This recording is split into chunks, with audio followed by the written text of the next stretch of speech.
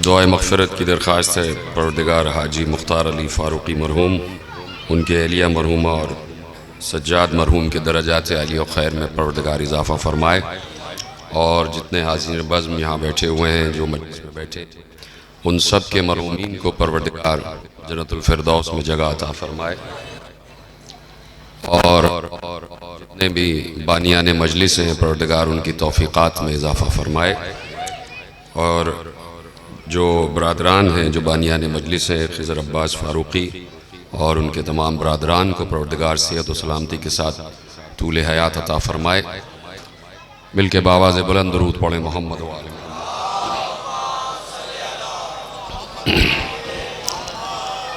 औज़ु बिल्लाहि समीइल अलीम मिनश शैतानिर लईनिर रजीम। बिस्मिल्लाहिर रहमानिर रहीम।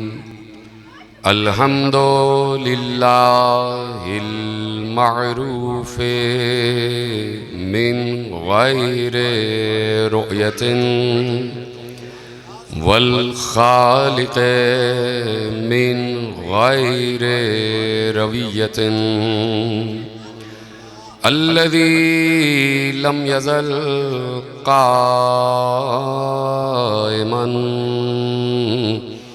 दाइमन इज़ ला समाउन ज़ातु अबराजिन वला लैलुन दाजिन वला बहरुन साजिन वला अर्ज़ुन ज़ातु मिहादिन वला खल्क़ुन ज़ू इअ्तिमाद।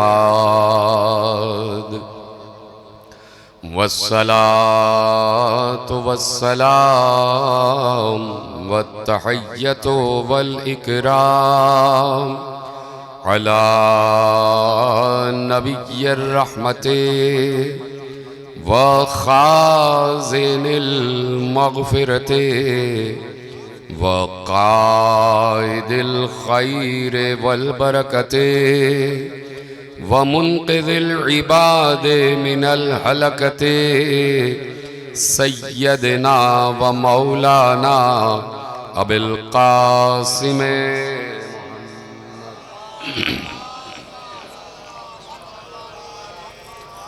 व अहले बैतिहि तय्यबीन अत्ताहिरीन अल मासूमीन अल मज़लूमीन अल मुंतखबीन अल मुंतजबीन अल्लज़ीना अज़हबल्लाहु अन्हुमुर रिजसा व तहहरहुम तत्हीरा।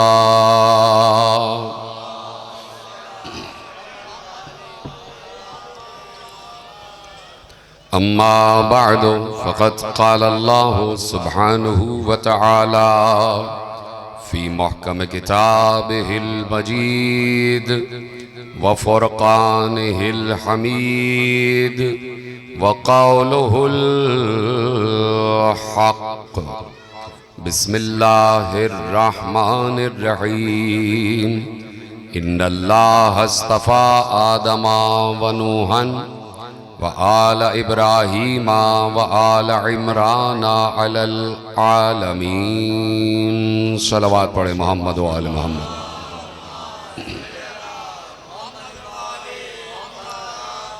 परवरदिगार आलम जो इस पूरी कायनात का अजीम खालिक व मालिक है, उसका ये हम पर एहसान अजीम है।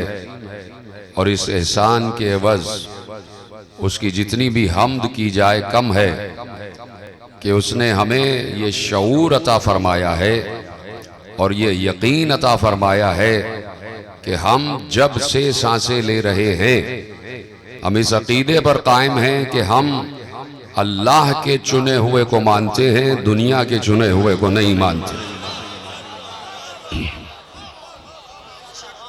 हमें इल्म है कि अल्लाह जब चुनता है, अल्लाह जब इंतखाब करता है तो वो सिर्फ दुनिया के लिए नहीं होता बल्कि आलमीन के लिए इंतखाब होता है।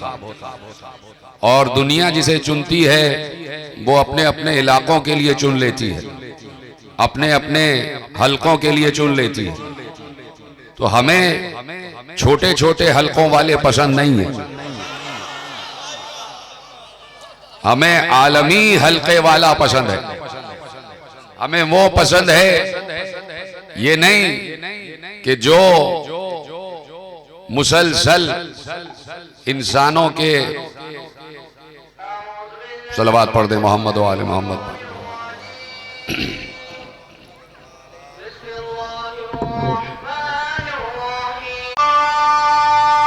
सलवात पढ़े मोहम्मद वाले मोहम्मद। तवज्जो है, बाश वहीं से जोड़ दी जाए जहाँ से सिलसिला मुनक़ता हुआ था। मैंने कहा कि हम छोटे छोटे हलकों के मुंतखब किए हुए को कैसे तस्लीम कर ले कि जब हमारे पास आलमीन वाला वो हलका मौजूद है कि जिसके लिए खुद अल्लाह ने कहा कि हमने मुस्तफ़ा को मक्के या मदीने के लिए नहीं, आलमीन के लिए रहमत बनाकर भेजा। हमने वमा अरसलना का इल्ला रहमतल लिल आलमीन, हमने मुस्तफ़ा को आलमीन पर रहमत बनाकर भेजा है। तो अल्लाह जब इंतखाब करता है तो आलमीन पर इंतखाब करता है, और जब इंतखाब करता है तो इस इख्तियार के साथ इंतखाब करता है कि जब छोटे छोटे हलकों वाले मुंतखब होकर अपने हलकों में आ जाएं तो वो सर्दी को खत्म करने के लिए सूरज के ज़हूर के मुंतज़िर हैं, और हम उसे मानते हैं कि वो जब चाहे डूबे हुए सूरज को वापस पलटा ले, जब चाहे।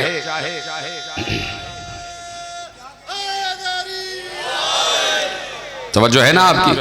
तो मेरे अजीजों, अल्लाह ने भी इंतखाब किया, और अल्लाह ने ऐसे इंतखाब किया कि अल्लाह ने वोट नहीं डलवाए।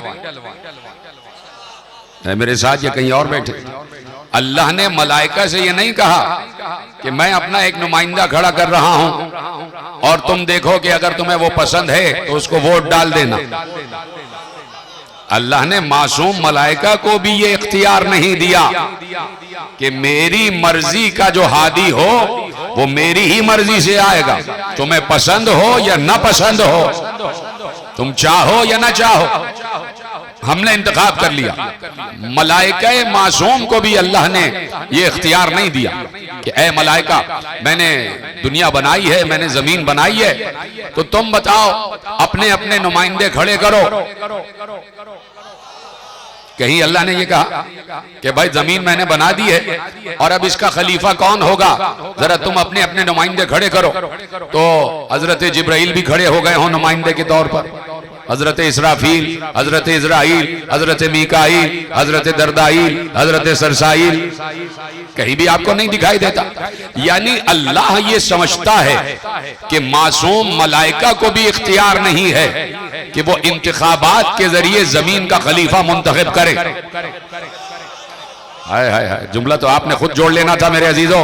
अब आप चाहते हैं कि मैं जुमला कहूं तो कह देता हूं, मजबूर कर दिया आपने। मैं समझ रहा था कि जुमला आपके आज़ान आलिया में खुद ब खुद आ गया होगा। जब मासूम मलाइका को अल्लाह ने ये इख्तियार नहीं दिया कि अपना सरबराह मुंतखब करो, तो खताकार इंसानों को कैसे इख्तियार दे देगा? खताकार इंसानों को कैसे इख्तियार दे देगा?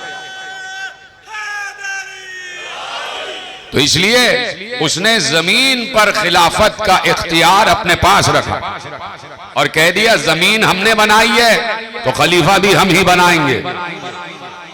इन्नी जाइलुन फिल अर्ज़ खलीफा, हम जमीन पर अपना खलीफा बनाने जा रहे हैं।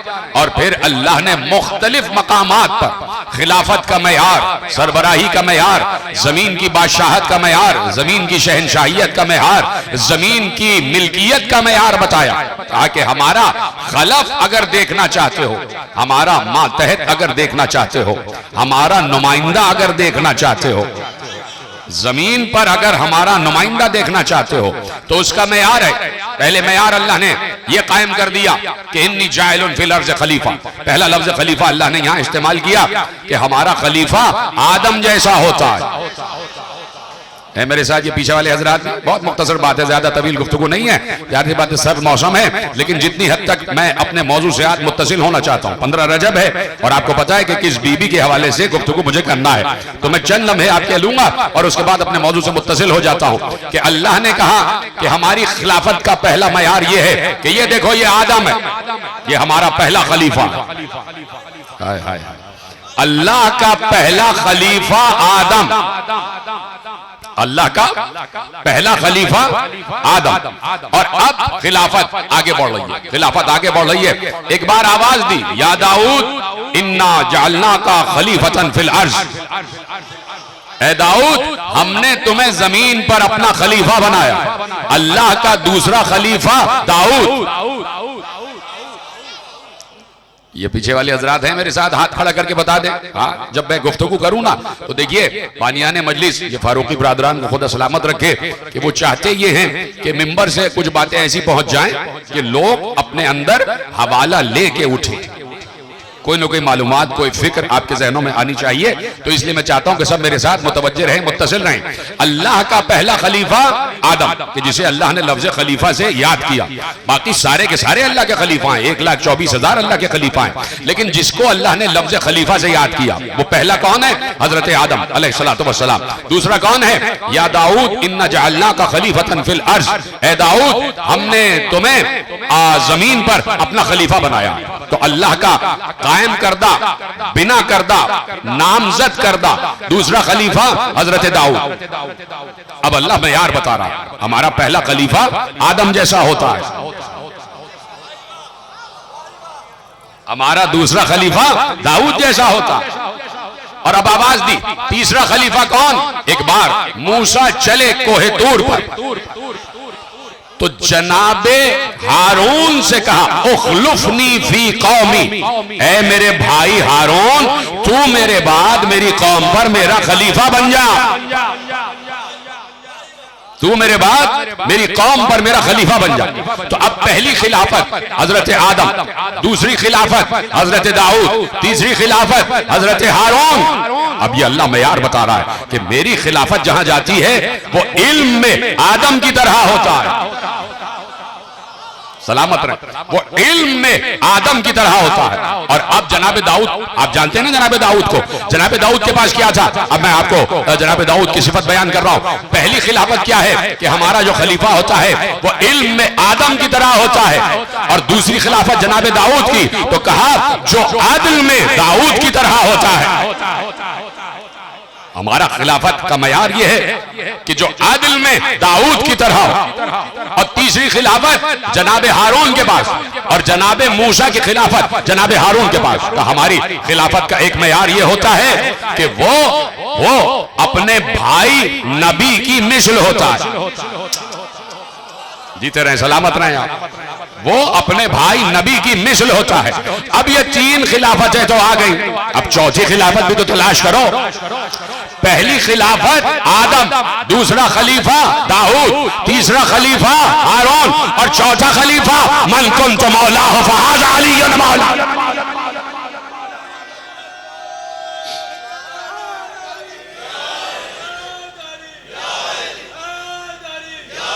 जीते रहो बेटे, तवज्जो फरमाइए। आपने कहा कि ये है हमारी खिलाफत का मयार, और अब अल्लाह ने मजीद मयारात दिए। ये मयार किस लिए दिया? ये हम जैसी आवाम के लिए दिया। जब बार बार 5-5 साल बाद, 4-4 साल बाद इंतखाबात शुरू हो जाते हैं तो अल्लाह ने मयार दिया कि भाई हमने तुम्हें भेड़ बकरियां नहीं बनाया, ये तुम वो नहीं हो कि उलाए का कलनाम बल हम अज़ल्लो, ये उनकी तरह हैं कि ये जानवर हैं बल्कि उनसे भी ज्यादा बिगड़े हुए हैं। नहीं, हमने तुम्हें भेड़ बकरी नहीं बनाया, हमने तुम्हें अक्ल से नवाजा, और फिर हमने तुम्हें कुरान जैसी किताब दे दी और रसूल जैसा शारेह दे दिया। तो अब कुरान और अहले बैत से पूछते जाना कि हमारा सरबराह कैसा होना चाहिए, हमारा सरबराह कैसा होना चाहिए। तो अली ने सरबराही का मयार अता फरमाया और अली से पहले पैगंबर अकरम अपने दौर में मुमलिकत इस्लामिया के सरबराह भी हैं और नबी भी हैं। देखिए, नबुव्वत और हुकूमत एक ही चीज के दो नाम है। नबुव्वत और हुकूमत को अलग ना करना। अगर नबुव्वत और हुकूमत अलग हो तो हजरत सुलेमान को कभी भी हुकूमत ना मिलती। यानी हुकूमत के साथ शऊर खुदाबंदी होना बहुत जरूरी है। मुश्किल हो गई बात तो हटा देता हूं भाई। शऊर खुदाबंदी होना बहुत जरूरी है, शऊर इलाहिया होना बहुत जरूरी है, शऊर कुरान होना बहुत जरूरी है, शऊर कुरान होना बहुत जरूरी है। अली से पूछा, आओ मैं तुम्हें बताऊं कि खिलाफत का मयार क्या है, तुम्हें बताऊं कि सरबराह किसे होना चाहिए, तुम्हें बताऊं कि मुंतखिब किसे कहते हैं, और अगर मुंतखिब करो तो ऐसे को करो, और अगर ऐसा नहीं नजर आ रहा तो अपनी राय को महफूज रखो। इसलिए कि यहां तो मामला ही कुछ और है। आपकी राय मेरी राय किसी खाते ही में नहीं है। हाय हाय हाय, बड़े भोले बन गए आप। आपकी और मेरी राय किसी खाते ही में नहीं है। जो भाईजान का दिल चाहे, जो बड़े भाई का दिल चाहे, जिसे चाहे बना दे। लेकिन बहरहाल हम मयारात बताते रहेंगे, हम मयारात बताते रहेंगे। अली जा रहे हैं और अली चौथे खलीफा हैं। चौथे खिलाफत की मंजिल पर जो जाहिरी खिलाफत है अली की, उस दौर की बात कर रहा हूं कि अली जा रहे हैं और अली बैठ गए एक मकाम पर चलते चलते। हजरत अब्दुल्ला इब्ने अब्बास ने पूछा कि मौला ये क्यों बैठ गए? कहा कि पांव की जो जूती है इसका एक टाका टूट गया। खुद अपनी जूती को सी रहा है अली। पीछे वाले हजरात सुन रहे हैं कि ऐसे बैठे हैं तफरी के लिए आए हुए? अपनी जूती को। कौन? अली। मुमलिकत इस्लामिया का सरबराह अली, मुमलिकत इस्लामिया का सरबराह अली अपनी जूती बैठ के खुद टांक रहे हैं। हजरत अब्दुल्ला इब्ने अब्बास ने कहा कि मौला इस जूती में बहुत ज्यादा पेवंद लग गए, बहुत ज्यादा पेवंद लग गए, ये जूती बहुत खस्ता हो गई है, ये नालैन बहुत पुरानी हो गई है, तो इसे तब्दील कर लीजिए, कोई दूसरी जूती ले लीजिए। अब सुनेंगे आप अली ने क्या जवाब दिया है। मेरे साथ सुनने के लिए तैयार है? अली ने क्या जवाब दिया? एक बार अली ने अपनी जूती अपने हाथ में उठाई, हाय हाय, और उठाकर कहा, ए इब्ने अब्बास, मेरी ये जूती तुम्हारे तख्त खिलाफत से ज्यादा अहमियत रखती है।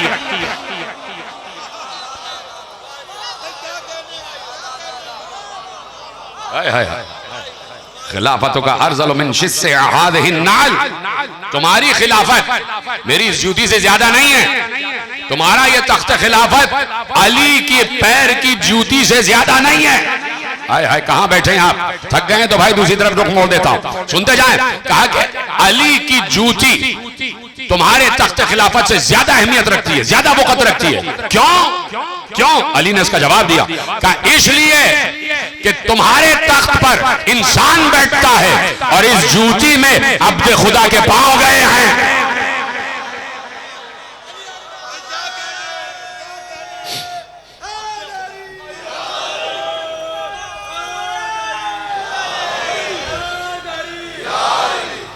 तवज्जो फरमाई आपने? कहा इस जूती में अब्दे खुदा के पांव गए हैं, यानी अल्लाह का वली और अल्लाह का कायम करदा सरबराह, उसको अपनी उबूदियत पर नाज होना चाहिए।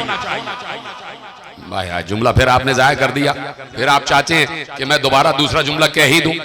अल्लाह के बिना करदा सरबराह को, और फिर अल्लाह ने उसका मयार दिया कि जो भी सरबराह बने उसे इस बात पर नाज होना चाहिए कि वो अल्लाह का खालिस तरीन बंदा है। उसे अपनी करप्शन पर नाज नहीं होना चाहिए, उसे अपनी लूटमार पर नाज नहीं होना चाहिए। भाई यहां तो जो जितना बड़ा करप्ट है उतनी जल्दी असेंबली में आ जाता है, देखे नहीं? यहां तो मयार कुछ और है, लेकिन वहां मयारात क्या है? वहां मयार यह है कि अब्द खुदा होना लाजमी है, उबूदियत की मंजिल पर होना लाजमी है। अली को अपना अब्द होना ज्यादा पसंद था, आब्द होना अली को ज्यादा पसंद था। अली के लिए तख्त खिलाफत की कोई ज्यादा हैसियत और अहमियत नहीं थी। वजह क्या है? वजह यह है कि अली को पैगंबर वली कह चुके थे। पैगंबर थोड़ी कुरान वली कह चुका था। इन्नमा वलियुकुमुल्लाह व रसूलुहु वल्लज़ीना आमनुल्लज़ीना युक़ीमूना सलाता व यूतूना ज़काता व हुम राकिऊन। तुम्हारा वली अल्लाह है, रसूल है और अली वली है। तो जिसके पास विलायत का तख्त हो उसे लकड़ी के तख्त की कोई अहमियत नहीं, कोई जरूरत नहीं। इसी की तरफ जुमला दे रहा हूं फजाइल का, लकड़ी के तख्त की उसके नजदीक कोई अहमियत नहीं। इसी की तरफ मेरे चौथे इमाम ने इशारा किया। एक बार भरे दरबार में कहा, ओ यजीद, इजाजत है कि मैं इस लकड़ी के ढेर पर चढ़ जाऊं? जो समझ गए उनको मेरा सलाम। मिंबर की तरफ इशारा करके कहा, यजीद इजाजत है कि मैं इस लकड़ी के ढेर पर चढ़ जाऊं? ये नहीं कहा कि ये मिंबर पे चढ़ जाऊं। कहा नहीं, अगर हम बैठ जाएं तो मिंबर है और अगर हमारे पास नहीं तो लकड़ी का ढेर।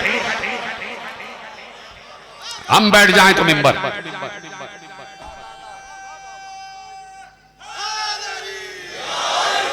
और अगर हमारे पास नहीं तो लकड़ी का ढेर है। तो अब वारिसाने इल्मे रसूल है और उनका मर्तबा बराबर है कुरान के। हाय हाय हाय, मैंने रुक के जुमला कहा तो आप भी चुप हो गए। मर्तबा बराबर है कुरान के। अगर ऐसा ना होता तो पैगंबर कभी ये ना कहते कि मैं तुम में दो सकलैन छोड़कर जा रहा हूं। सलामत रहे, सलामत रहे आप। इन्नी तारिकुन फीकुमुस सकलैन किताबुल्लाह व इतरती अहले बैती। मैं तुम्हारे दरमियान दो बराबर की चीजें छोड़कर जा रहा हूं। सकलैन यानी इनमें कोई ऊपर नीचे नहीं है, लभी लफ्ज इस्तेमाल किया सकलैन। सकलैन दो शिकल छोड़कर जा रहा हूं, कुरान और अहले बैत। कुरान और मेरे अहले बैत, मेरे वो अहले बैत कि जो मेरे खून का ही हिस्सा है। बड़ी आहिस्ता सुना आपने। पैगंबर ने क्या कहा? इतरती अहले बैत। सिर्फ ये नहीं कहा कि मेरे अहले बैत, का मेरी इतरत। इतरत का मतलब क्या होता है? जिनके लिए पैगंबर ने कहा हो लहमो का लहमी, दमों का दमी, उनको कहते हैं इतरत। कि जिनकी रगों में खून रसूल दौड़ रहा का वो और कुरान, ये दो चीजें छोड़कर जा रहा हूं। दोनों का मर्तबा बराबर है, दोनों का मर्तबा बराबर। फर्क सिर्फ ये है कि कुरान बोलता नहीं,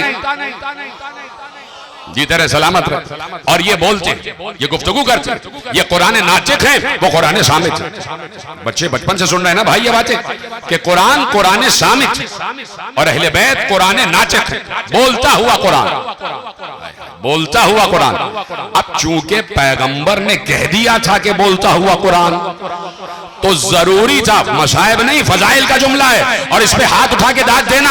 अब चूंकि पैगंबर ने कह दिया था कि बोलता हुआ कुरान, तो पैगंबर की जबान की लाज रखना चाहिए, इसलिए हुसैन नेज़े पर बोल रहे थे।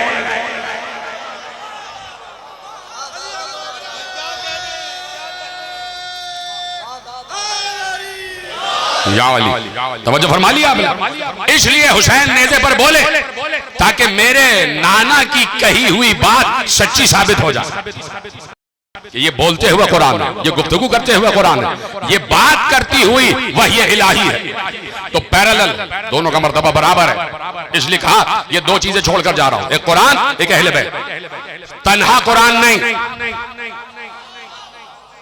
तन्हा कुरान नहीं। इसलिए कि अगर तन्हा कुरान छोड़ के जाएं, तवज्जो है, तन्हा अगर कुरान छोड़ के जाते तो फिर कुरान के साथ भी वही होता जो तौरात और इंजील और ज़बूर के साथ हुआ। तन्हा कुरान को छोड़कर नहीं गए, उम्मत के हवाले कुरान को करके नहीं गए कि जैसे चाहना अपनी मर्जी से कुरान समझ लेना। नहीं, खुतबा गदीर उठा के पढ़िए, पैगंबर ने यही कहा था। जब कह दिया मन कुन्तु मौला फहादा अली मौला, तो उसके बाद अली की फजीलत बयान करते हुए कहा अगर अब मेरे बाद तुम्हारी समझ में कुरान की कोई आयत ना आए तो अली से पूछना। अरकान इस्लामी पूछना हो, शरीयत की बातें पूछना हो, फिक्र की बातें पूछना हो, मसाइले अरकान इस्लामी पूछने हो, ये अली है। अली के पास मेरा सारा इल्म मौजूद है। अली को इल्मे रसूल पर नाज था, अली वारिसे इल्मे रसूल है। तभी तो अली ने सलोनी कहा। अगर किसी और को भी जबान चुसाई होती 13 रजब को तो वो भी कह देता सलोनी। अली ने कहा सलोनी। तो अब ये है वारिसाने इल्म रसूल, वारिसाने इल्म कुरान। तो अब कुरान तो हो जाता है बाज़ औक़ात खामोश, इसलिए कुरान इतरत के साथ छोड़ कर गए। देखो अपनी तरफ से मनमानी तावीलें न करना। जिसने मेरा जुमला महफूज किया, अपनी तरफ से मनमानी तावीलें न करना, खबरदार। कुरान ने कह दिया कि हमने 2 किस्म की आयतें उतारी हैं। वल्लज़ी अंज़ल अलैकल किताब मिन्हु आयातुम मुहकमातुन हुन्ना उम्मुल किताब व उखर मुतशाबिहातुन फअम्मल्लज़ीना फ़ी क़ुलूबिहिम ज़ैग़ुन फ़यत्तबिऊना मा तशाबहा मिन्हु इब्तिग़ाअल फ़ितना वब्तिग़ाअ तावीलिही वमा यअलमु तावीलहु इल्लल्लाह वर्रासिख़ूना फ़िल इल्म। कहा कि हमने 2 किस्म की आयतें उतारी हैं, एक मुहकम, एक मुतशाबिह। तो जिनके दिलों में टेढ़ होता है ना, जिनके दिलों में कजी होती है, जिनके दिलों में साजिशें पल रही होती हैं, वो मुहकम को छोड़कर मुतशाबिह के पीछे पड़ जाते हैं और मनमानी तावीलें करते हैं। मनमानी तावीलें। अब ये मनमानी तावीलों की इजाजत नहीं। हमारे यहाँ कुरान की किसी भी आयत की तफसीर उस वक्त तक हराम है जब तक उसमें मासूम का कोई कौल शामिल ना हो। हमारे यहाँ मासूमीन ने बताया तफसीर बिर्राय हराम है, तफसीर बिर्राय हराम है। हमारे उलमा को देख लीजिए, सब ने मासूम के अक़वाल के मुताबिक तफसीर कुरान की है। तफसीर बिर्राय, तफसीर बिर्राय, तफसीर बिर्राय, समझे? तफसीर बिर्राय का दूसरा नाम है कयास। कयास हमारे यहाँ बातिल है, कयास बातिल है, कयास हो ही नहीं सकता। इसलिए कि मासूम ने कह दिया था कि सबसे पहला कयास शैतान ने किया था, सबसे पहला कयास शैतान ने किया। जब पैगंबर के अक़वाल मौजूद हैं तो फिर किसी के कयास की जरूरत नहीं है, फिर किसी के तफसीर बिर्राय की जरूरत नहीं है। तो 2 गैर कादिर चीजें छोड़ के गए हैं मेरे साथ सारे के सारे, एक कुरान, एक अहले बैत। अब जो अहले बैत बताएं वही तफसीर है कुरान की, इसलिए कि मैंने इन तक अपना इल्म मुंतकिल किया। पैगंबर बता रहे हैं मैंने इन तक अपना इल्म मुंतकिल किया। कोई कह सकता है कि उम्मत तक भी तो इल्म मुंतकिल किया था, कह सकता है। 23 साल पैगंबर ने मस्जिद नबवी के मिंबर पर बैठकर कुरान की आयतों की तफसीर बयान की है, तो ये भी तो इल्म मुंतकिल हुआ, दोस्तों तक भी तो किया। कोई कह सकता है कि दोस्तों को भी तो इल्म दिया, तो हम कहेंगे कि फर्क है भाई और नवासों और बेटी को जो इल्म दिया जैसे दिया उसमें और दोस्तों के इल्म देने में फर्क है। हाय हाय हाय, फर्क है, फर्क है। कैसे दिया, इल्म कैसे मुंतकिल हुआ? जैसे 13 रजब को अली तक इल्म गया, वैसे ही 3 शाबान को हुसैन तक गया, वैसे ही 15 रमजान को हसन तक गया। किसी को जबान नहीं चुसाई सिवाय अपने भाई और अपने बेटे के, अपने नवासों के। जबान चुसाई है, ये जबान नहीं, ये जबान नहीं, ये इल्म रसूल था। चुप हो गए आप। अब मुझे दलील देना पड़ेगी, वक्त मेरे पास मुख्तसर है और तेजी से मुझे बड़े मसाइल तय करना है। थोड़ा सा वक्त दे रहे हैं आप मुझे, कहीं आपको जरूरी काम से जाना होगा, लेकिन मैं समझता हूं कि इससे ज्यादा जरूरी काम कोई नहीं होना चाहिए। बस अपने दायरे वक्त में गुफ्तगू को कामिल करना है, ज्यादा वक्त लेने का आदी नहीं हूं मैं, लेकिन चाहता हूं कि एक एक आदमी तक पैगाम पहुंचता चला जाए।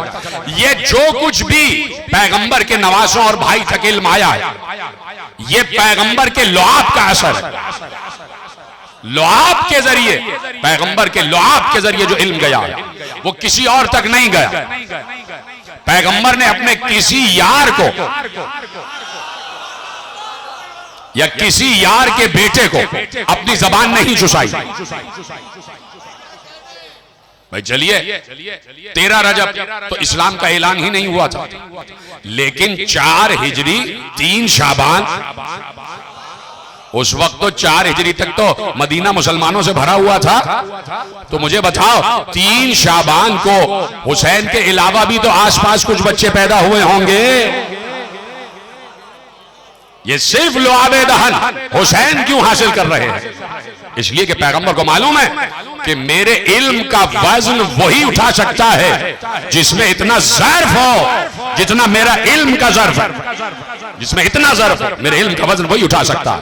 तो अब मैंने कहा और आप चुप हो गए कि ये पैगंबर का लुआब वाला इल्म जो है ना, ये किसी के पास नहीं पहुंचा। इसमें सारा का सारा इल्म है, इसमें सारा का सारा इल्म है। तवज्जो है, इजाजत। अभी 2 दिन पहले तो आपने सारे मामला सुने, 2 दिन गुजरे हैं ना, दूसरा दिन है आज 13 रजब आपने मनाई है, और बचपन से आप सुन रहे हैं कि एक बार अली पैगंबर की गोद में आए। जब बिन्ते असद काबे में दाखिल हुई है तो काबे की दीवार शक हो गई, बिन्ते असद अंदर चली गई, काबे की दीवार बंद हो गई, काबे की दीवार बंद हो गई। पैगंबर जब दाखिल होने लगे तो मेरे घर की रिवायत नहीं लिखा है कि काबे की दीवार फिर टूटी, उसी दीवार से पैगंबर खाने काबा में दाखिल हुए, इसलिए कि दरवाजे में कोई चाबी लग नहीं रही थी, दरवाजे पे ताला लगा हुआ था और इतनी चाबियां दाखिल गई, दरवाजा नहीं खुल रहा था। तो पैगंबर मुस्कुरा के दीवार की तरफ आए, दीवार ने फिर रास्ता दिया, पैगंबर दाखिल खाना काबा हुआ, अली को अपनी आगोश में उठाया। वो अली जिसने अभी तक 3 दिन हो गए थे आंख ही नहीं खोली, आंख ही नहीं खोली, आंख ही नहीं खोली, अली की आंखें बंद। कचची लाइए मेरे भाई को मरीज दे। पैगंबर ने अपनी गोद में अली को लिया, जैसे ही आगोशे रिसालत की हरारत महसूस की, अली ने आंखें खोल दी, अली ने आंखें खोल दी। ये तो मेरा ही नूर का दूसरा टुकड़ा है, ये तो मेरे ही नूर का दूसरा टुकड़ा। आंखें खोल दी, आंखें 4 हुई, 4 आंखें हो गई ना, 2 विलायत की, 2 रिसालत की, आंखें 4 हो गई। दोनों ने एक दूसरे देखा, मुस्कुराए, मुस्कुराए, मुस्कुराए। अभी तक नबी ने कुछ कहा नहीं, अभी तक कुछ नहीं कहा। एक बार अली ने दहन खोला, अली ने दहन खोला, पैगंबर ने मुस्कुरा के अपनी जबान अली के दहन में दाखिल की, अली ने जबान को चूसना शुरू किया,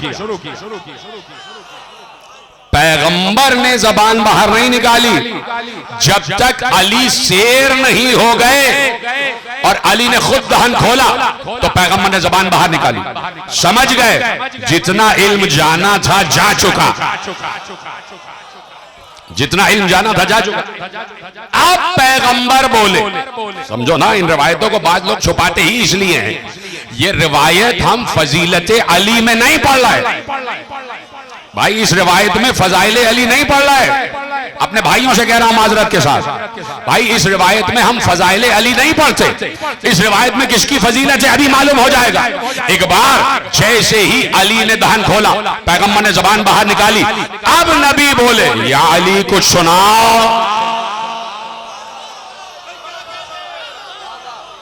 या अली कुछ सुनाओ।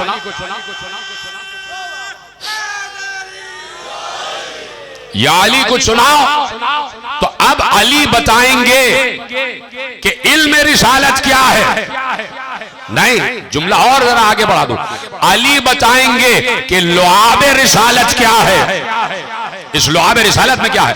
जैसे ही कहा या अली को सुनाओ, तो एक बार अली मुखातिब हुए, गोया हुए, ये कैसे हो सकता है कि रसूल हुक्म दे, हाय हाय हाय, और कोई उसका इत्तिबा ना करे, और कोई भी नहीं, अली इत्तिबा ना करे।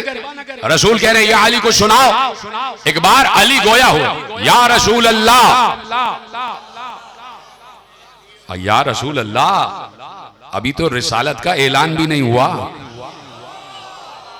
या रसूल अल्लाह कहना सुन्नत अली है। ये जितने भी इंसान आज तक या रसूल अल्लाह कह रहे हैं, ये सब अली की सुन्नत पर अमल करते हुए। तवज्जो फरमाइएगा, आप बिल्कुल मौजू से मुत्तसिल होने वाला। सिर्फ चूंकि आप खामोश हुए तो मुझे गोशा आपके हवाले करना पड़ रहा कि या रसूल अल्लाह क्या सुनाओ। तौरात कहे तो तौरात, ज़बूर कहे तो ज़बूर, इंजील कहे तो इंजील, और कुरान कहे तो कुरान। यानी अली ने बताया, ओ बेखबर मुसलमानों, ये लुआब रसूल नहीं है, इस लुआब में तौरात भी है, इंजील भी है, ज़बूर भी है, कुरान भी है।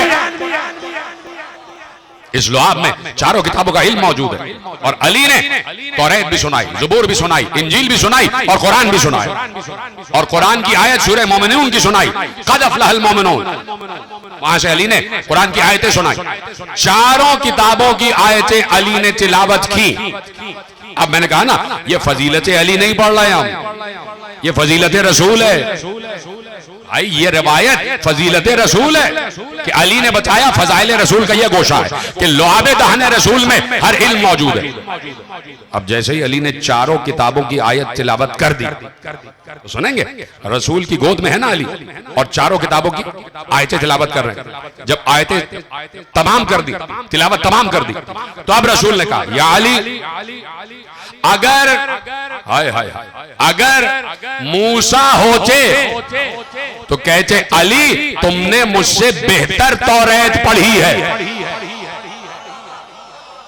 अगर दाऊद होते तो कहते अली तुमने मुझसे बेहतर ज़बूर पढ़ी है। अगर ईसा होते तो कहते अली तुमने मुझसे बेहतर इंजील पढ़ी है। रसूल ने क्या कहा? अगर मूसा होते तो ये कहते, अगर दाऊद होते तो ये कहते, अगर ईसा होते तो ये कहते। इसका मतलब है कि मूसा अपने दौर में तौरात पढ़ रहे थे, रसूल सुन रहा था। ईसा अपने दौर में इंजील पढ़ रहे थे और मुस्तफा सुन रहे थे। ज़बूर अपने दौर में दाऊद पढ़ रहे थे और मुस्तफा सुन रहे थे। तभी तो कहा कि मैं इन तीनों नबियों की तिलावत की गवाही देता हूं। तो अब ये है कुरान और ये है अहले बैत, और ये सारा का सारा इल्म अहले बैत के पास। तो जो एहतराम कुरान का है वही एहतराम अहले बैत का है। मेरे साथ जो एहतराम कुरान का है वही एहतराम अहले बैत का है। भाई अहले बैत में चारदा मासूमीन को तो आप जानते हैं कि अव्वल से लेके और आखिरी तक क्या मर्तबे हैं, क्या एहतराम है, क्या फजीलत है, क्या रिफत है, क्या फजाइल है, क्या मौजज़ात है, क्या सिफात है, सबको जानते हैं। पहले से लेके आखिरी तक 14 के 14 को आप जानते हैं। और जैसे उनका नाम आता है आपके दिलों का सर जो है वो सजदे में झुक जाता है। आपके कल्ब का जो फर्क है वो सजदे में झुक जाता है। इतना एहतराम है ना। हमारा एहतराम ये है कि हमारे सामने मासूम का नाम आ जाए हम झुक के दुरूद पढ़ते, ये है हमारा एहतराम, है कि नहीं? पहले का नाम आया, दूसरे का, तीसरे का, चौथे का, पांचवें का, छठे, सातवें, आठवें, नवें, 10वें, 11वें, 12वें, हमें पता है एहतराम क्या है। अब इनसे पूछो, इन 14 से पूछो कि इनकी निगाह में एहतराम कुरान क्या है। इनकी निगाह में एहतराम कुरान क्या? इनकी निगाह में एहतराम कुरान वही है जो पैगंबर की निगाह में एहतराम वही इलाही था। अब जुमला दे रहा हूं, है मेरे साथ सारे, और ये जुमला जाया नहीं होना चाहिए। देखिए, एक आम इंसान, शरीयत का एक उसूल है, शरीयत की एक शिक है कि जब इंसान कोई कुरान पढ़ रहा हो, एक तो पहला शिक यह है कि जब कोई नमाज पढ़ रहा हो तो उसे सलाम ना करना, इसलिए कि जवाब सलाम वाजिब हो जाता है। तो नमाज पढ़ते हुए को सलाम नहीं करना, ठीक है।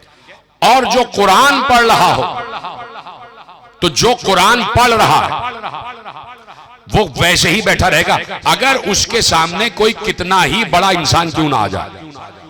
जो कुरान पढ़ने वाला है वो बैठा रहेगा, उसके एहतराम में खड़ा नहीं होगा, इसलिए कि वो बहुत बड़ा कलाम पढ़ रहा है, वो अल्लाह का कलाम पढ़ रहा है। तो आम इंसान के लिए ये हुक्म है कि जब कुरान पढ़े तो किसी के एहतराम में खड़ा ना हो। हाय पता नहीं पहुंच रहे हैं कि नहीं पहुंच रहे, पहले मेरे साथ आ जाएं, ये बात पहुंच गई ना आप तक। आम इंसान के लिए ये हुक्म है कि जब एक आम इंसान कुरान पढ़ रहा हो तो वो किसी के एहतराम में खड़े नहीं होगा, इसलिए कि कुरान पढ़ रहा, वो बड़ा काम कर रहा है, ठीक है। तो फिर मासूम, जो एक आम इंसान के लिए वाजिब होता है वही मासूम के लिए औजब होता है। तो फिर मासूम पर भी किसी का एहतराम वाजिब नहीं है। एक आम इंसान जब कुरान पढ़ रहा है तो वो किसी के एहतराम में खड़ा नहीं होगा, और जब मासूम कुरान पढ़ रहा हो तो वो तो और खड़ा नहीं होगा, इसलिए कि एक तो कुरान पढ़ रहा है और फिर खुद सबसे बड़ा है। भाई खुद मासूम है ना, खुद अल्लाह का खलफ है, खुद इमाम है, खुद वली है। एक तो कुरान पढ़ रहा है और फिर वली है, तो वो किसी के एहतराम में खड़े नहीं होगा। मासूम के तरीके एहतराम में खड़े नहीं होगा।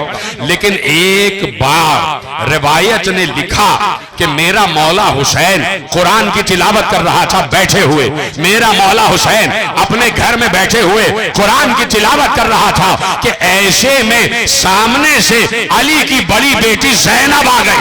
जैसे ही ज़ैनब आई, हुसैन ने कुरान को छोड़ा, ज़ैनब के एहतराम में खड़े हो गए। ऐसी आसानी से सुनोगे भाई, मैंने फजीलत अंबार लगा दी आपके सामने ज़ैनब के एहतराम में।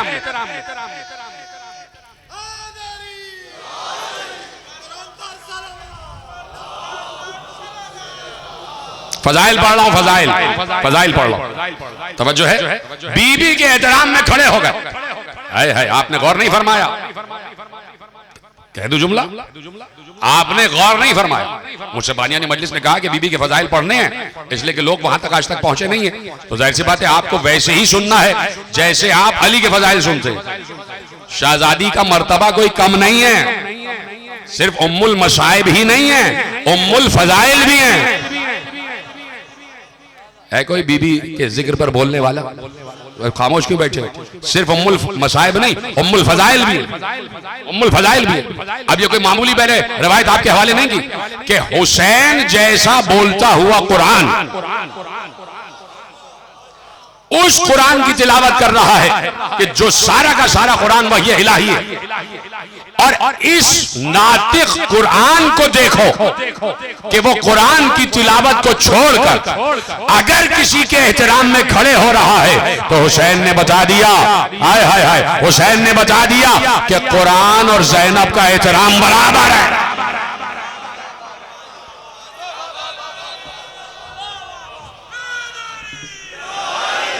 शहजादी का जिक्र आप सुनना तो बड़े एहतराम से सुनना। कहा कि यह है बिन्ते अली, अली की बेटी। हाय हाय हाय, क्या कोई आसान लफ्ज है ये? बिन्ते अली नहीं समझ रहे आप? बिन्ते अली, सिर्फ अली को नाम की हैसियत से ना लो, हाय हाय, सिर्फ अली को नाम की हैसियत से ना लो, पहले अली के माने मालूम करो। अली के माने मालूम करो कि अली के माने क्या है, लफ्ज अली के माने क्या है। तो लुगत अरब ने लिखा अली के माने क्या है, लुगत अरब ने लिखा मा लैसा फाकुश शै, अली उसे कहते हैं जिससे ऊपर कोई शै ना हो। जी हाँ, सलामत रहें आप, खुदा आपको शादो आबाद रखे। अली उसे कहते हैं जिसके ऊपर कोई चीज बुलंद ना हो, उसकी बेटी है ज़ैनब। हाँ, जीते रहे। जो मुझे दाद दे रहे हैं मैं उनको सलाम कर रहा हूँ, इसलिए कि बीबी के जिक्र पर ऐसे ही बोलना चाहिए। आपने बहुत कम फजाइल सुने होंगे, लेकिन बीबी का फजीलत सुनते हुए बोलना जरूरी है। उस अली की बेटी जिसके ऊपर कोई नहीं सिवाय अल्लाह की, सिवाय अल्लाह। लुगत अरब ने माने लिखे हैं तो मैं क्या करूं? अली के माने जिससे ऊपर कोई बुलंद ना हो, इतना बुलंद कि कोई और बुलंदी उससे बुलंद ना हो। अगर कोई और बुलंदी उससे बुलंद हो जाएगी तो फिर वो अली होगा। सलामत रहे, फिर वो अली हो जाएगा, यानी अली से बुलंद कोई नहीं। ये दो के ही नाम हैं भाई, अली नाम के सैकड़ों गुजर गए, हजारों गुजर गए। इस मजमे में भी बहुत से लोग अली नाम के बैठे होंगे, है कि नहीं? तो नाम होना अलग है और इसमें बामुसम्मा होना अलग है। तो अपनी फजीलतों के एतबार से सबसे बुलंद अली नाम के दो ही गुजरे, या आसमानों वाला या अबू तालिब का बेटा।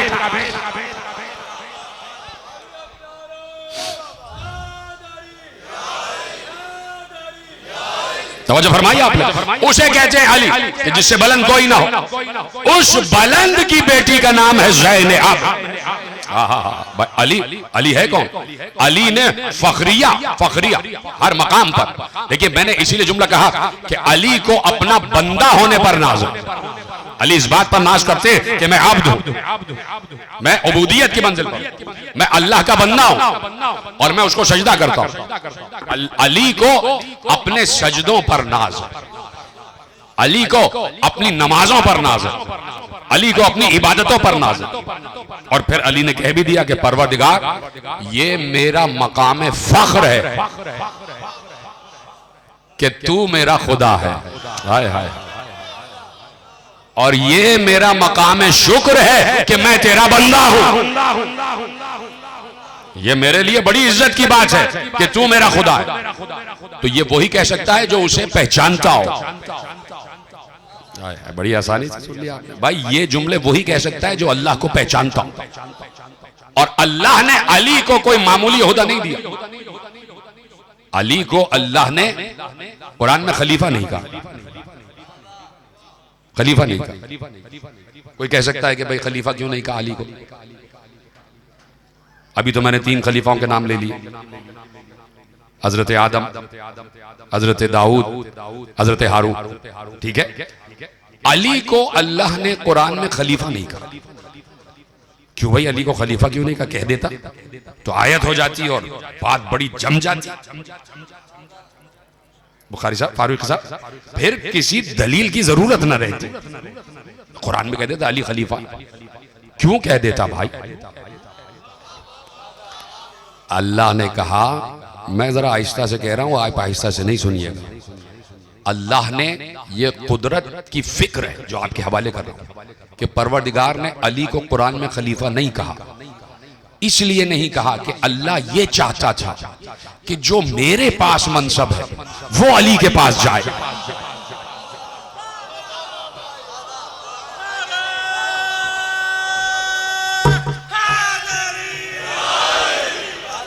तो अल्लाह के पास कौन सा मनसब है? अल्लाह के पास मनसब है कि वो वली है। हाय हाय हाय, अल्लाह के पास विलायत है, अल्लाह के पास विलायत है। इसलिए उसने कहा कि इन्नमा वलियुकुम अल्लाह, तुम्हारा वली अल्लाह है। तो उसने कहा जो मैं हूं वही तो अली को कह रहा हूं, या मैं वली, या मेरा महबूब वली मुस्तफा वली, या अली वली। तो इसका मतलब है कि विलायत खिलाफत से बड़ी होती है, विलायत खिलाफत से बुलंद हो जाती है। इसलिए अली साहिब विलायत है। और अल्लाह ने जहां अपने को वली कहा है वहीं मोहम्मद और अली को वली कहा, मोहम्मद और अली को उसी मकाम पर वली कहा। तो अल्लाह विलायत के तहत, मेरे जुमले जाया ना हो मेरे अजीजों, बड़ी मेहनत आपसे कर रहा हूं मैं इस वक्त। देखिए विलायत किसे कहते हैं? बस बात खत्म हो रही है, 10 मिनट की बात रह गई। विलायत किसे कहते हैं? विलायत कहते हैं कि किसी भी मुल्क के निजाम को चलाना, इसे कहते हैं विलायत। विलायत किसी भी मुल्क का निजाम जहां से चल रहा हो तो उसे कहते हैं विलायत।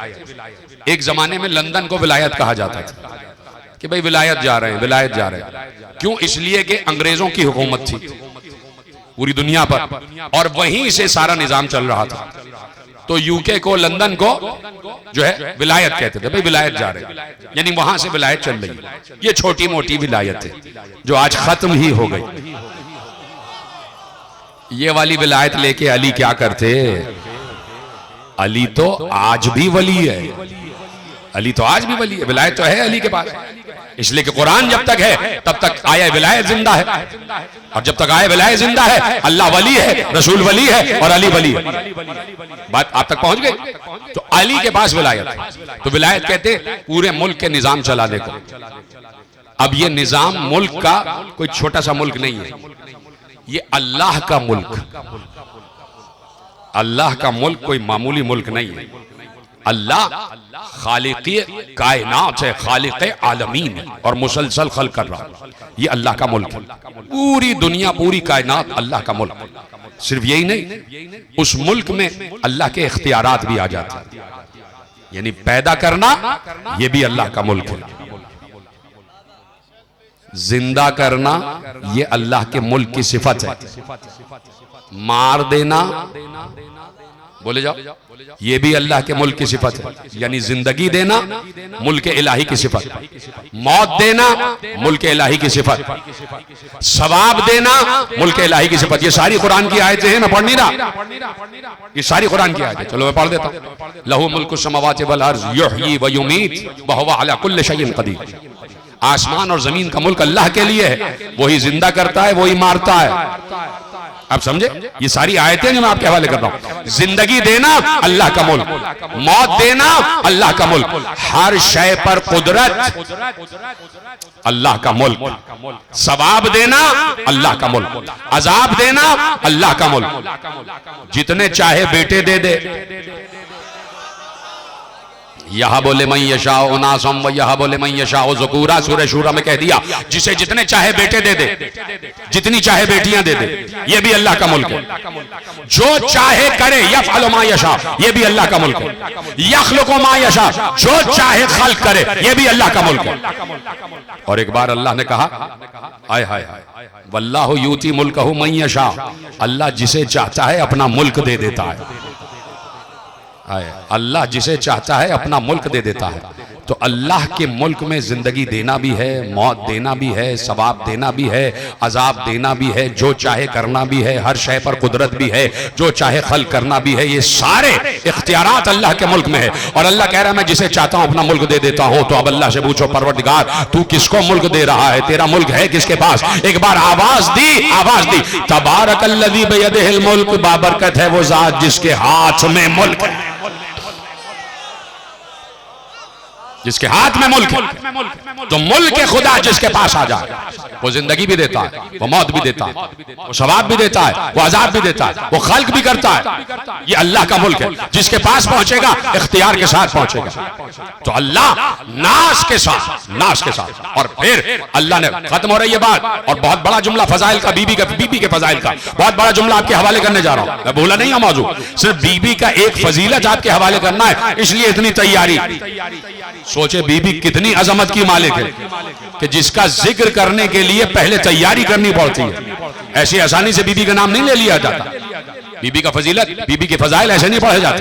अब ये सारे के सारे अल्लाह के मुल्क के फजाइल हैं।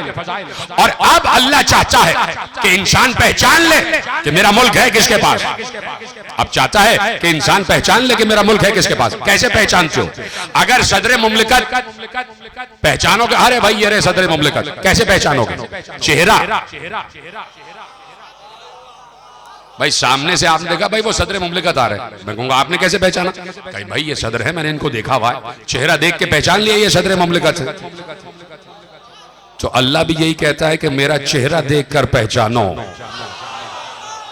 हाँ, मेरा चेहरा देखकर पहचानो। तो अल्लाह ने चाहा कि दुनिया को बताए कि मेरे इख्तियारात का मालिक कौन है, मेरे इख्तियारात का नाज़िम कौन है। तो अल्लाह ने अली को इसीलिए वजहुल्लाह कहा। पैगंबर ने कहा अली अल्लाह का चेहरा, ये अली अल्लाह का हाथ है, ये अली अल्लाह की आंख है। तो चेहरा दिखा दिया कि ये है अल्लाह का चेहरा। और इस चेहरे पर अल्लाह को फख्र है, इसलिए कि अल्लाह ने बसत फख्र बनाया है कि टेढ़े मेढ़े तुम जैसे इंसान जो पैदा हो जाते, तुम जैसे मतलब तुम जैसे, आपकी बात नहीं कर रहा, टेढ़े मेढ़े ये फिरौन, शद्दाद, नमरूद जैसे, इन तीनों जैसे पैदा करके क्या अल्लाह फख्र करेगा? अल्लाह फख्र इस बात पर करता है कि मैं मोहम्मद का खालिक हूं, मैं अली का खालिक हूं। बाकी मखलूकात तो खल्क हुए चली जा रही है, खल्क हुए चली जा रही है। तबारकल्लाहु अहसनुल खालिकीन, वो उसने इसीलिए कहा है कि बेहतरीन खल्क किया उसने। अपने महबूब के खल्क करने के बाद कहा बेहतरीन खालिक हूं मैं, बेहतरीन खालिक हूं मैं। तवज्जो फरमाई आपने। तो चेहरा दिखा दिया, कहा ये है मेरा चेहरा, ये है मेरा चेहरा, और ये है हाथ जिसके दस्ते इख्तियार में सब कुछ है। हाय हाय हाय। तो उलूही इख्तियार की जीनत को कहते हैं अली। हाय हाय। पहले तो मुझसे वादा करें मेरा जुमला जाया तो नहीं करेंगे, सलामत रहे आप। अब जुमला दे रहा हूं, उलूही इख्तियार की जीनत को कहते हैं अली, और अली की जीनत को कहते हैं ज़ैनब। जीते रहे आप, सलामत रहे।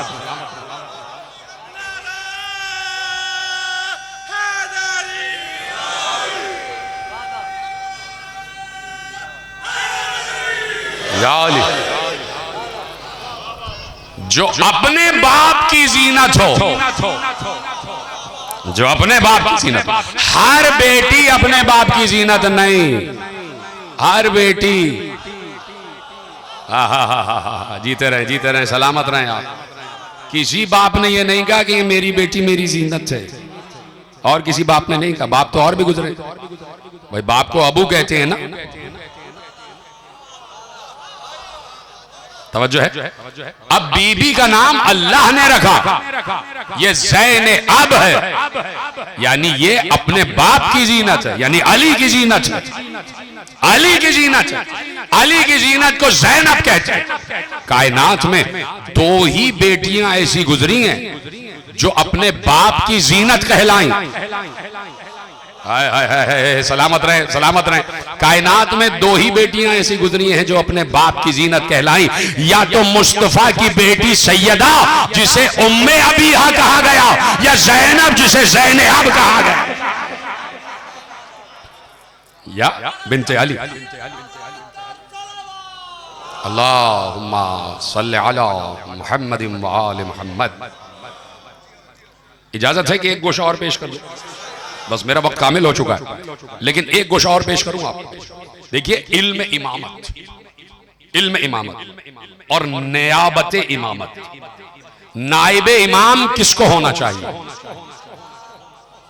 भाई मैंने लिबास पहन लिया, टोपी शेरवानी पहन ली और मैं कह दूं मैं नाइबे इमाम हूं। नाइबे इमाम किसको कहते हैं? नियाबत इमामत कोई मामूली होता नहीं। नियाबत, इमाम की नियाबत, ये नियाबत का मतलब कैसे इस्तेमाल होता है? जैसे जमीन पर आदम अल्लाह के नाइब, नाइब खुदा, नबी जो होता है वो नाइब खुदा होता है। खिलाफत कहते हैं नियाबत को, यानी नायब होने को, समझ गए ना नियाबत? तो नियाबत इमामत कोई मामूली बात नहीं है। नियाबत इमामत का मतलब यह है कि इमामत के सारे फजाइल की नियाबत, इमामत के सारे उलूम की नियाबत, उसे कहते हैं नाइब इमाम, उसे कहते हैं नियाबत इमामत। मैं मसाइब नहीं पढ़ रहा, मैं फजाइल पढ़ रहा हूं, और फजाइल की हैसियत से सुनना इस जुमले को। और फजाइल क्या है? फजाइल ये है कि जब मेरे वक्त के इमाम साहिब गैबत इमाम मेहदी उज़ ज़मान अलैहिस्सलातु वस्सलाम, बावाज़े बलद दुरूद पढ़े ना, इमाम ज़माना का तज़किरा हो रहा है। अल्लाहुम्मा सल्ली अला मुहम्मद। जब गैबत में गए, जब गैबत में गए तो उस वक्त जो गैबत सुगरा है, 5 बरस की गैबत है ना इमाम की ज़हूर से जो बीच का 5 बरस गुजरा है, जब गैबत सुगरा है, तो उस अरसे में जब इमाम हसन अस्करी इस्लाम का इंतकाल हो चुका, शहादत हो चुकी, उस अरसे में इमाम तो गैबत में है, तो लोग कैसे उनसे मुलाकात करें, कैसे मसाइल हल करें, कैसे पूछे?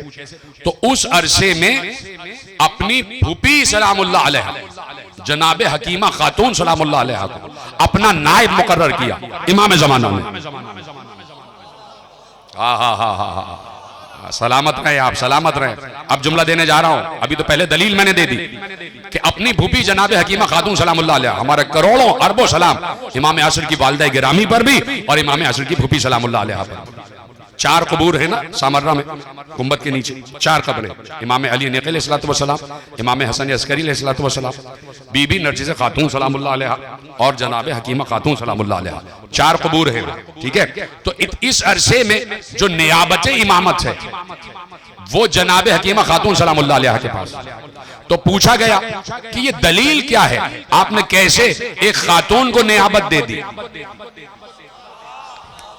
देखो, फजाइल की सूरत में सुनना, फजाइल की हैसियत से जुमला सुनना, तुम्हें कसम है जो मैं जुमला देने जा रहा हूं है तो मसाइब का, लेकिन फजाइल के हवाले से सुनना। कहा कि मासूम से पूछा गया कि आपके पास दलील क्या है कि आपने इमामत की नियाबत, इमामत की नायब, इमाम की नायब एक खातून को बना दिया? का दलील मेरे पास सबसे बड़ी मौजूद है। का वो क्या दलील है? कहा जब करबला हो गई तो ज़ैनुल आबिदीन हथकड़ियों में थे, वहां से लेके जब तक ज़ैनुल आबिदीन रिहा नहीं हो गए नाइबे इमाम ज़ैनब थी। जितने भी मसाइल थे मौला कहते थे इमाम ज़ैनुल आबिदीन मेरी फूफी से पूछो, मेरी फूफी से पूछो। तवज्जो फरमा रहे हैं, इस इल्म की मंजिल पर हैं बिन्ते अली, इल्म की इस मंजिल पर कि नियाबत इमामत भी है। खत्म हो रही है बात, सिर्फ नाइबे इमाम, सिर्फ नियाबत इमामत नहीं बल्कि हिफाजत इमामत भी। जो समझ गए जुमले को, खुदा उनकी मारिफत में इजाफा फरमाए। सिर्फ नियाबत इमामत ने, हिफाजत इमामत। हिफाजत इमामत, क्या कुछ कहने को रह गया आप? हिफाजत इमामत अभी भी नहीं पहुंचे।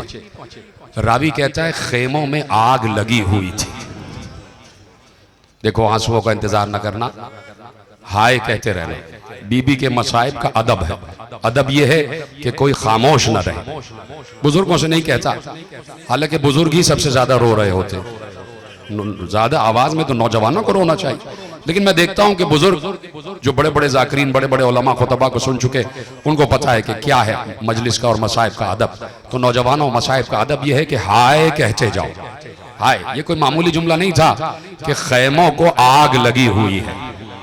बीबी देख रही हैं खैमे जल रहे हैं। रावी कहता है मैंने देखा बीबियां एक खैमे से दूसरे, दूसरे से तीसरे खैमे में निकल निकल के जा रही हैं। और ऐसे में मैंने देखा चंद बच्चे हैं, कोई दाएं कोई बाएं, कोई आगे कोई पीछे, कुछ नहीं पता ये बच्चे कहां जा रहे हैं। ऐसे में मैंने देखा एक खैमा है जिसके शोले आसमान से बातें कर रहे हैं। इतनी आग है, इतनी आग है कि कोई उसके करीब नहीं जा सकता। अचानक मैंने देखा एक बुलंद कामत की बीबी सामने आई। मैं कोई किस्सा कहानी नहीं पढ़ रहा, अगर नहीं रहोगे तो मैं छोड़ दूंगा मसाइल। तुम्हें कसम है चादर जहरा की हाय जरूर कहते रहना। अगर अहले सुन्नत भी बैठे हैं तो अपनी गर्दन झुका ले। मैं उन मोहतरम अहले सुन्नत भाइयों से कहता हूं कि हमारे यहाँ का अदब यही है कि अगर रोना नहीं आता तो गर्दन झुका लो, और अगर रोना आता है तो फिर हाय हुसैन हाय ज़ैनब कहते जाओ। वो कहता है एक खैमे में इतनी आग लगी हुई थी कि मैंने देखा एक बुलंद कामत की बीबी उस खैमे के बिल्कुल करीब आकर खड़ी हो गई।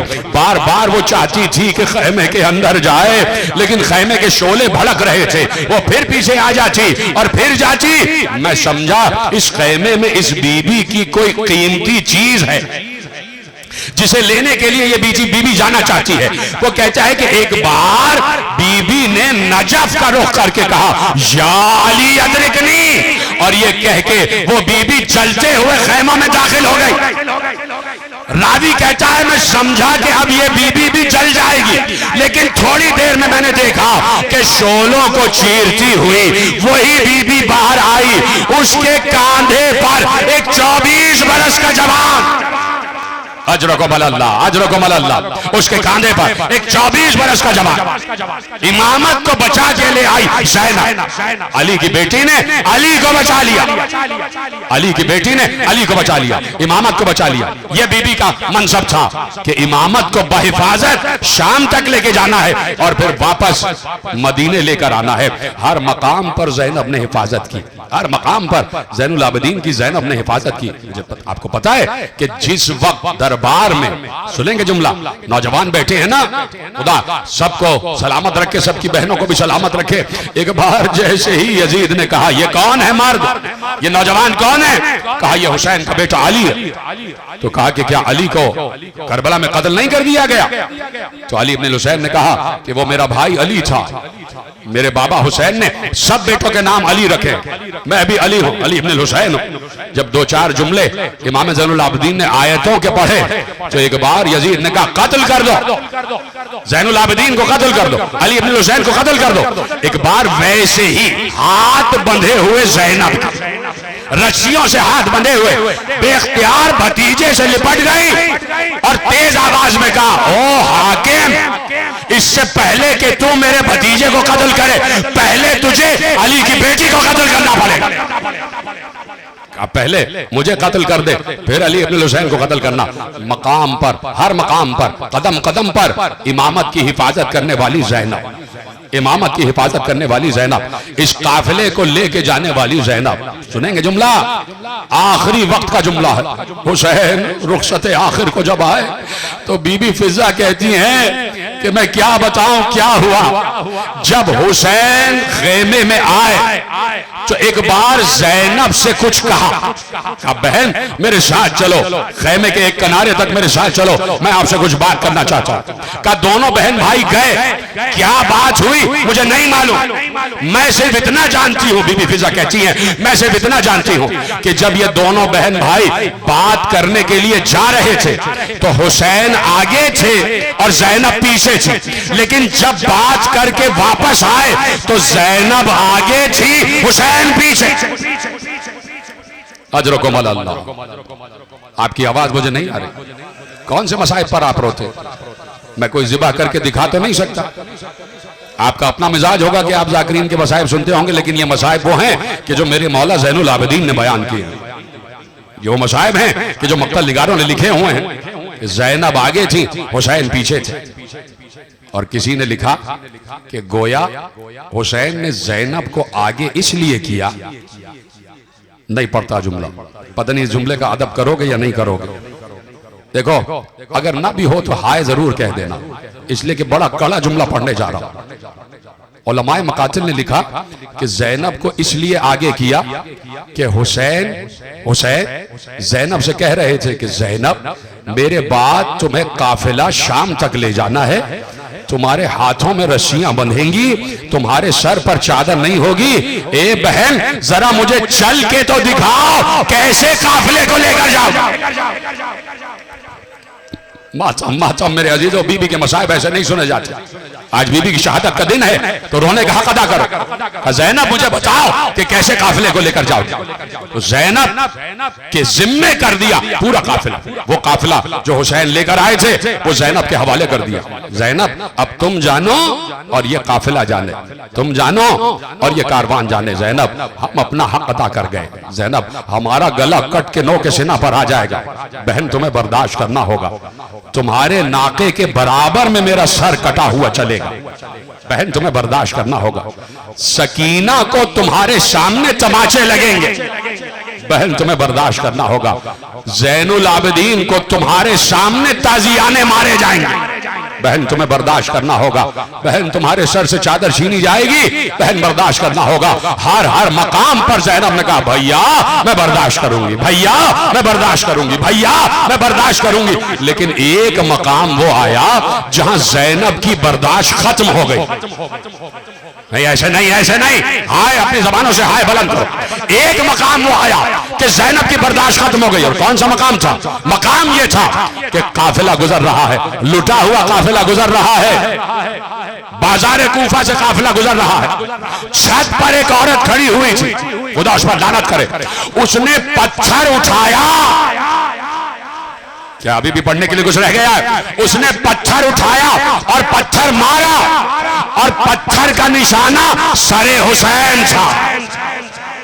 कटे हुए सरे हुसैन की पेशानी पर पत्थर आकर लगा, हुसैन की पेशानी से लहू बहने लगा। ज़ैनब से बर्दाश्त ना हुआ, एक बार बंधे हाथों को चाहा कि उठाए और अल्लाह से बद्दुआ करे। फौरन हुसैन ने कहा, ज़ैनब नाना की उम्मत, ज़ैनब नाना की उम्मत के लिए बद्दुआ न करना।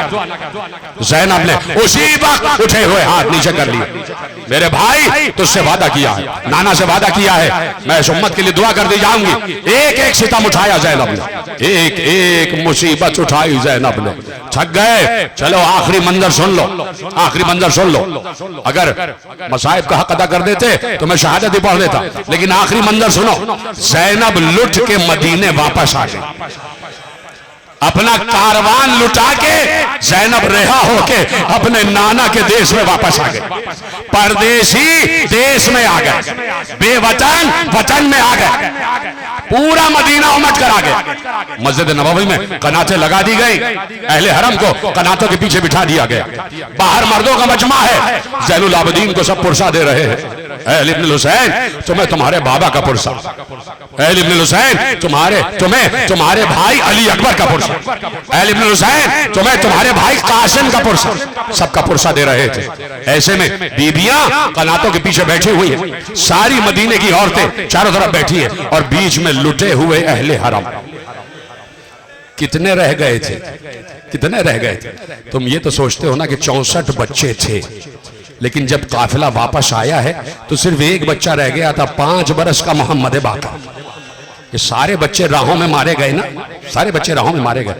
उनमें से चंद बीबियां भी थीं कि जो रास्ते ही में जिनकी शहादत हुई है। चंद बीबियां लुटी हुई वापस आ गई। बीबी उम्मे लैला सलामुल्लाह अलैहा, बीबी उम्मे फरवा सलामुल्लाह अलैहा, बीबी उम्मे रबाब सलामुल्लाह अलैहा, बिन्ते अली, छोटी बिन्ते अली, सब ये आके कनात के पीछे बैठे हुए। एक एक औरत आ रही है और बीबी ज़ैनब को पुरसा दे रही है। बीबी ज़ैनब सीना और सर पीट कर मुंह पर तमाचे मार मार के अपने भाई को याद कर रही है। फातिमा के बेटे को याद कर रही है। ऐसे में शोर हुआ, बीबी और रास्ता दो, बीबी और रास्ता दो। कहा क्या हुआ? कहा रास्ता दो। अब वो आ रही है जिसे फातिमा सुगरा कहा जाता है। अली अकबर की बहन आ रही है, हुसैन की बेटी फातिमा सुगरा आ रही है। बीबियां एक तरफ खड़ी हो गई, मदीने की औरतें एक तरफ खड़ी हो गई, रास्ता बनाकर। फातिमा सुगरा अपनी दादी का हाथ पकड़े हुए, बीमार बेटी है ना, बीमार बेटी है, अपनी दादी का हाथ पकड़े हुए आई तो बीबी फिजा कहती है मेरा कलेजा फट गया, इसलिए कि सुगरा जैसे ही आई तो फौरन अपनी मां से नहीं लिपटी, अपनी मां उम्मे लैला से नहीं लिपटी, बल्कि चारों तरफ देखा कि मेरी फूफी ज़ैनब कहां है, मेरी फूफी ज़ैनब कहां है। आगे बढ़ी, फूफी से लिपट गई, एक एक मुसीबत पूछी। फूफी अम्मा, फूफी अम्मा मेरा चाचा कहां गया, फूफी अम्मा मेरा भैया अली अकबर कहां गया, फूफी अम्मा मेरा बाबा हुसैन, फूफी अम्मा मेरा भाई कासिम, फूफी अम्मा आपके लाडले औन मोहम्मद। सबके लिए कहा, ज़ैनब ने कहा सब मारे गए, सब शहीद हो गए, सब करबला में आराम कर रहे हैं। सबको पूछ लिया ना फातिमा सुगरा ने। एक बार सुगरा उठी, अब कुछ पूछा नहीं, अब उठ के कभी उम्मे रबाब की गोद देख रही है, कभी उम्मे लैला की गोद, क्या सुन रहे हो, कभी ज़ैनब की गोद। अब ज़ैनब ने पूछा सुगरा क्या देख रही हो? कहा फूफी अम्मा मेरा भैया अली असगर, मेरा भैया अली असगर। लिपटा लिया सुगरा को, लिपटा लिया। का सुगरा अली असगर भी करबला में आराम कर रहा। खत्म हो गई बात। आखिरी जुमला जिसके लिए जहमत दे रहा हूं, आखिरी मंजर, तुम्हें कसम है चादर ज़हरा की, अब इससे बड़ा मेरे पास कोई वास्ता नहीं है। तुम्हारी आवाज़ गिरिया रुकनी नहीं चाहिए, इतना बड़ा मंजर पढ़ने जा रहा हूं। एक औरत जो बनी हाशिम की रिश्तेदार औरत, वो आई, आकर बीबी ज़ैनब से लिपट गई, बीबी के हाथ चूमे, बीबी के हाथ चूमे। जैसे ही बीबी की कलाइयों पर निगाह पड़ी तो कलाइयों पर जख्म थे, जख्म से ताजा लहू बह रहा था। एक बार उस औरत ने कहा बीबी ज़ैनब, ए बिन्ते अली, मैं ये तो समझ गई कि हाथों में रस्सियां बंधी थी जिसके निशान कलाइयों में है। ए बीबी, ये आपके चेहरे पर कैसे निशान है? ये आपके चेहरे, मातम करो मातम, ये आपके चेहरे पर जख्म कैसे है? एक बार ज़ैनब ने रोते हुए कहा मुझे बचाओ, जब तुम्हारे मुंह पर कोई पत्थर मारता है तो हाथों से रोकती हो ना। अरे मेरे हाथ तो पसे पुष्ट बने थे, पत्थर मारे जा रहे थे। मेरा सर, मेरी पेशानी, मेरे रुखसार पर पत्थर आ रहे थे, कोई बचाने वाला